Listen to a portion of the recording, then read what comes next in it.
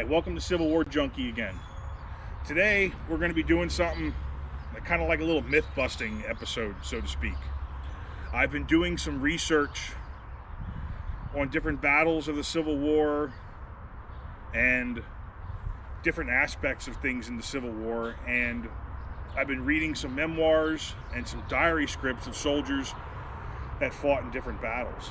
And one of the things I came across quite a bit was that a soldier had a pocket Bible in his breast pocket of his jacket, and it actually stopped the ball and saved the soldier's life.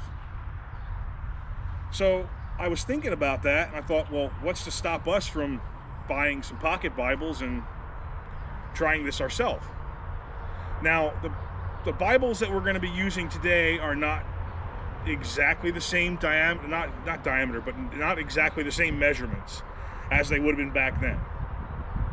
That's just obvious. But what I have is going to be the closest thing to what a soldier would have carried in his person. And I'm going to show that to you right now. So what I did was I went out and I bought 9 of these pocket Bibles.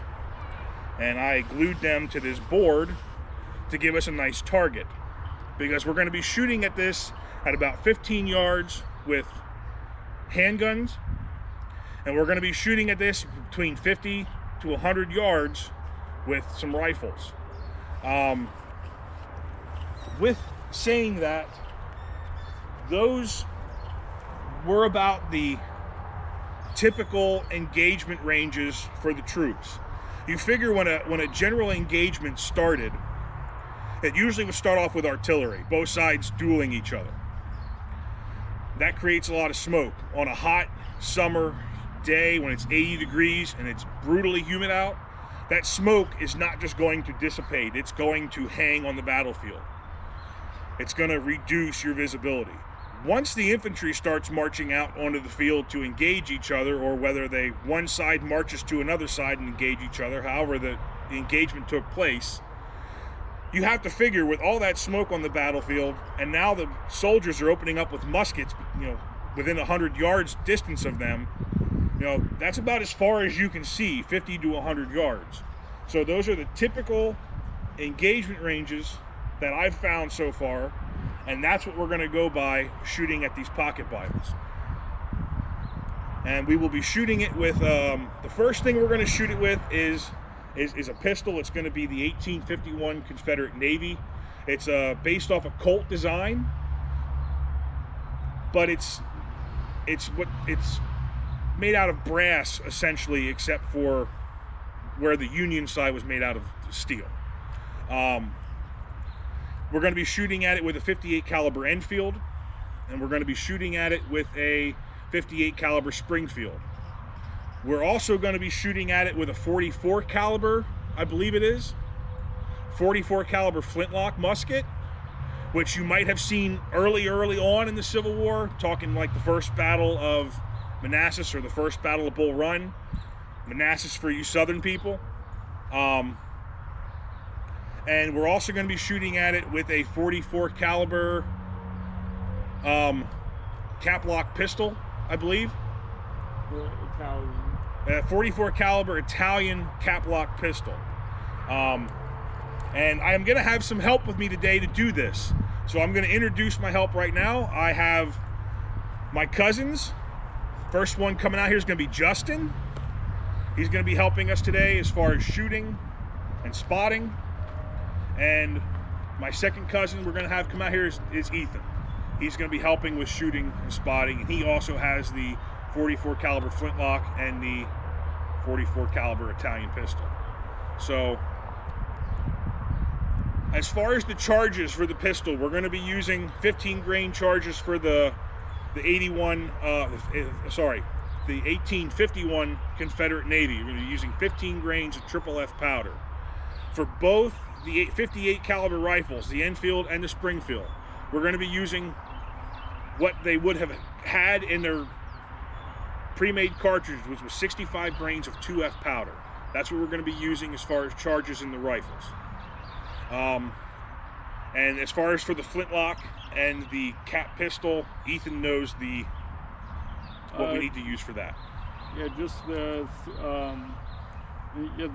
4F powder down the barrel and 3F for the charge. Alrighty, so without further ado, we're going to go down to the range and we're going to set this all up and get going here and see what we can.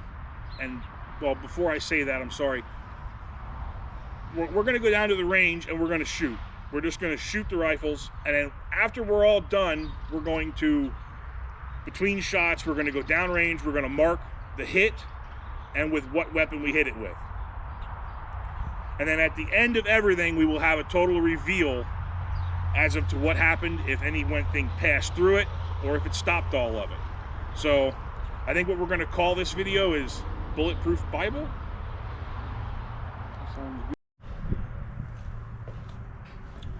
We're going to be firing the 1851 Confederate Navy Colt in .44 caliber.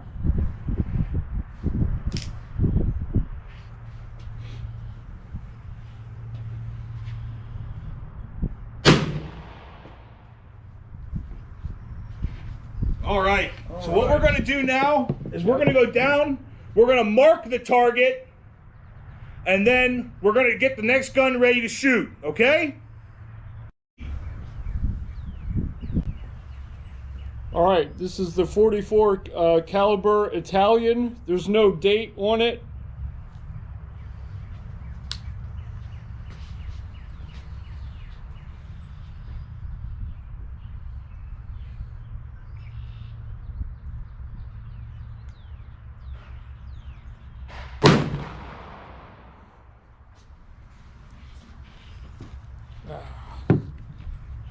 Damn.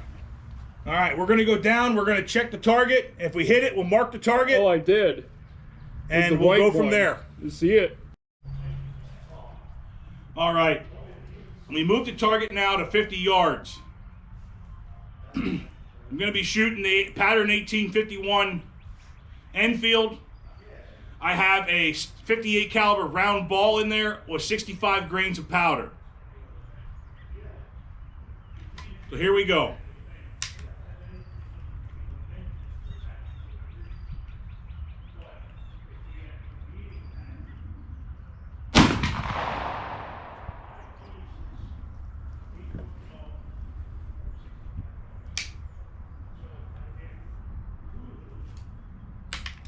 All right, we're going to go down, check the target, see if we hit the target, and if we did, we'll mark it. Right here is a Hucar Spanish black powder flintlock muzzleloader, 45 caliber.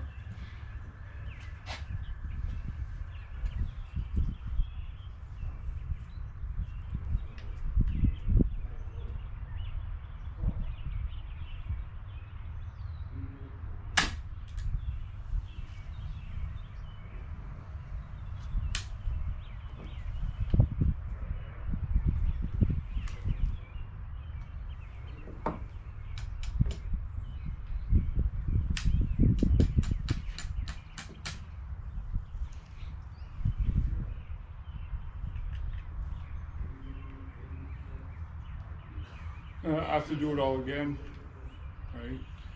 No, we didn't stop the camera. Just go ahead. Okay.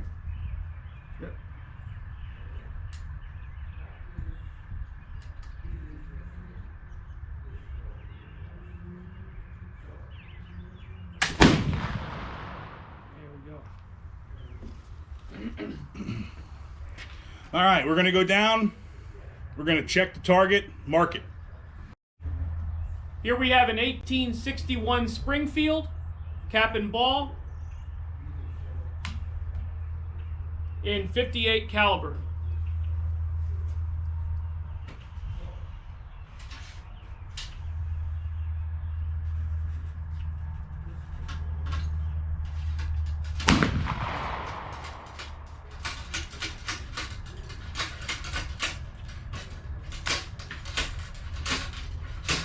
We're going to go down and take a look. Spanish Hucar, take 2.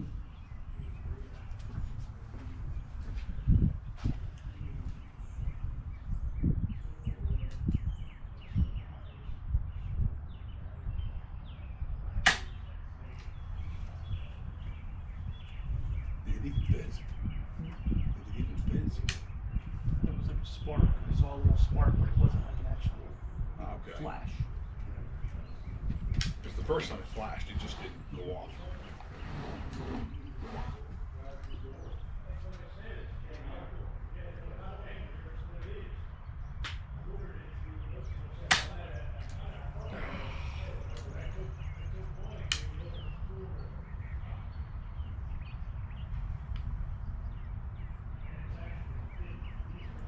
Try it one more time, E. We'll see if it goes.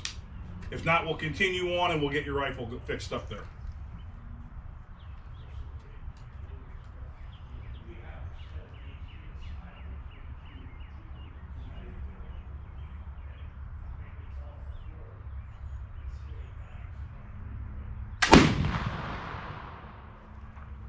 And I think you hit that right dead there in the center. Yeah, I see a little. I see a hole. All right, we're going to go down, mark the target. We'll be right back up to finish shooting some of the other rifles. All right, so we're going to do the 58 Enfield again. The pattern 53 Enfield again, because we missed down there. So here we go.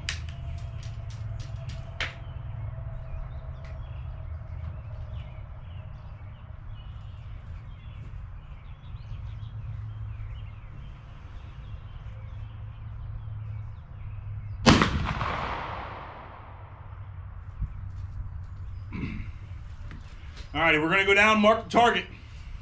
You're good, E. Out of your shot. All right, so we're up with the Springfield again.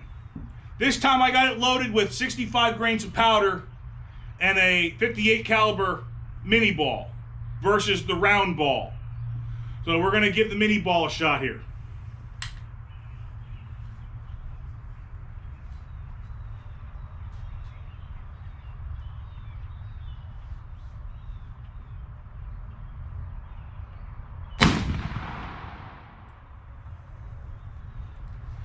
We're going to go down here and mark the target. All right, this is an 1853 Enfield with a mini ball.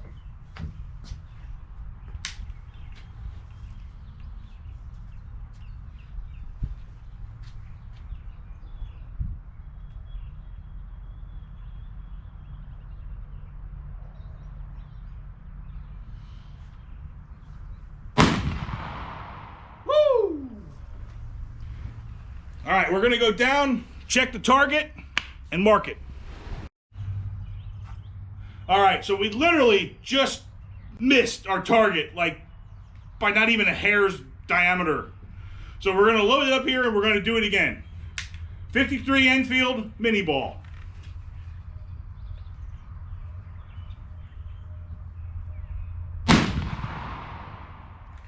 We're going to go down, mark the target. All right, so we're all done shooting. And this is the conclusion we have come to.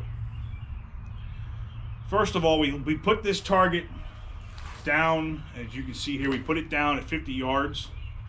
And we ended up shooting at it, but we didn't hit anything right away. So we ended up bringing it up to 25 yards. Not because we're terrible shots, but because we wanted to really put it to the test. We wanted to really see if this would stop balls out of the rifles at 25 yards. We first started with the handgun calibers. The first shot we took was out of the 1851 Confederate Navy, and we hit right here on the Bible. And I'll open this up. You can see that the ball is stuck in it. That was at 10 yards away with 15 grains of powder. The second pistol we shot was the 44 caliber Italian. That is right here. And the ball is somewhere in the back here. It went all the way through and bulged the cardboard out and really flattened out the ball. We shot at it with when we started moving to the rifles at 25 yards, we shot at it with the rifle. Oh, before we go to we had a ramrod oops here. The brass tip of the Italian pistol went through and straight out the back. So that was a little interesting. When we went down there and saw there were 2 holes in it, it's like, Ethan, did you put 2 balls in there? He's like, no. It's like, well, sure enough, the brass tip of the ramrod was sticking out of the rubber. So now over to the rifles. Like I said, we moved it up to 25 yards to really put it to the test. And we shot it with the 45 caliber Spanish, and it just absolutely decimated it, went right through it, which I believed it was going to. And I believe at 50 yards it would go right through it too, no doubt. We shot it with the the Enfield up here with a round ball went through the top. This one here is the Springfield with a round ball, went through right there. The Enfield Mini went through here, and the Springfield Mini went through right here. And just to give you an idea of what would have happened if you were standing behind this, not very pretty. Right here on the top, it might be hard to see, but right here is where the cardboard is starting to get like funny because of the where the ball came through, but it didn't actually pass all the way through. The ball is in the middle of the Bible. Yeah, the ball's in the middle of the Bible. And I wouldn't even be able to tell you where it stopped.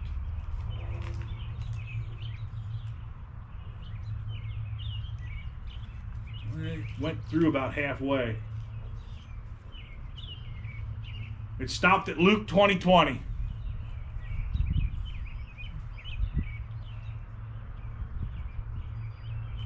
That's where it stopped.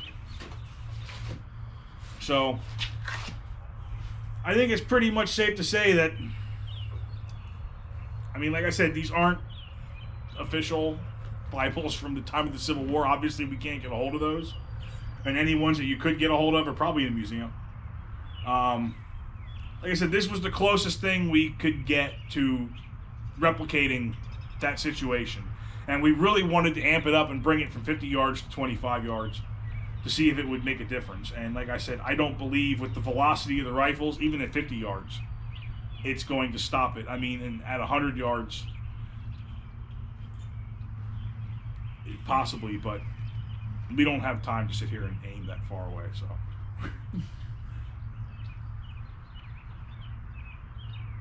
So I hope you guys enjoyed the video. I hope somebody finds it educational, and if not educational, just interesting. Because we enjoy doing this, and this isn't the last time you'll see Justin and Ethan helping us out, or helping me out. So make sure you guys hit that like button, hit the subscribe button, and if you have any comments, please leave them in the video. Have a good one.